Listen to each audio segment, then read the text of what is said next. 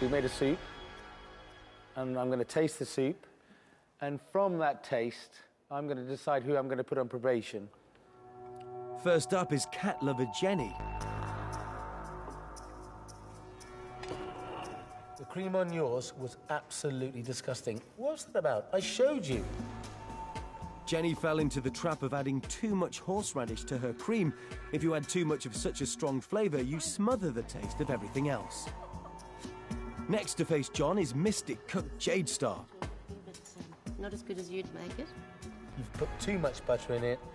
You shouldn't have bothered.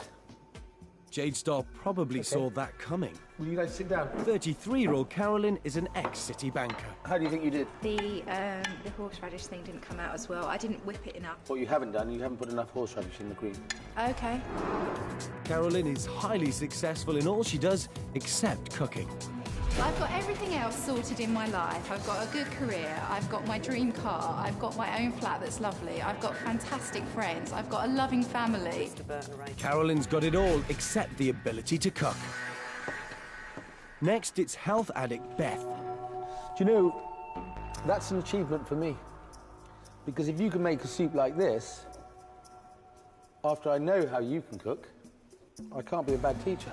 You're an excellent teacher.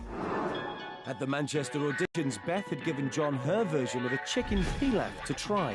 Nothing new there, just try it in your mouth now. Go for it. Keep eating, don't spit it out. Come on. Oh, you drama queen. That was the worst food I've ever tasted in my life. But it turns out Beth can make a good soup. Not only do they face being put on probation if their dish tastes awful. You never got the cream right, did you? No, I didn't quite work out. But John's got a nasty surprise for them. He's decided all they're getting for lunch is the soup they've made themselves. Look better than that.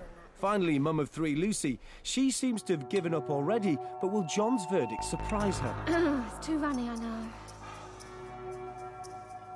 Thank you. John's obviously not impressed. Has Lucy fallen at the first hurdle? All 10 dishes tasted, John must now decide whose soup is bad enough to put them on probation. It's gonna be...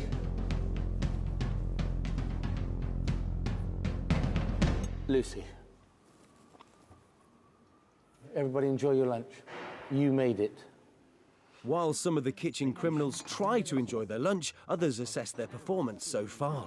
I was trying my best, and I think what it was, I was cutting too fast, so that's why John said it wasn't quite perfect. And then, but I think he liked my soup.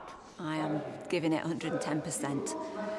So fingers crossed that I'm still here tomorrow, as I really, really want to be. John has put Lucy on probation and immediately after lunch calls her into his office for a pep talk, Burton race style. You seem to be very nervous. I am nervous because I can't cook. You're an intelligent young woman. You've got a purpose. You said you wanted to learn how to cook. You want to do it for your son. You want to do it for your husband. You want to get on. But what I want to see is a bit more having a go.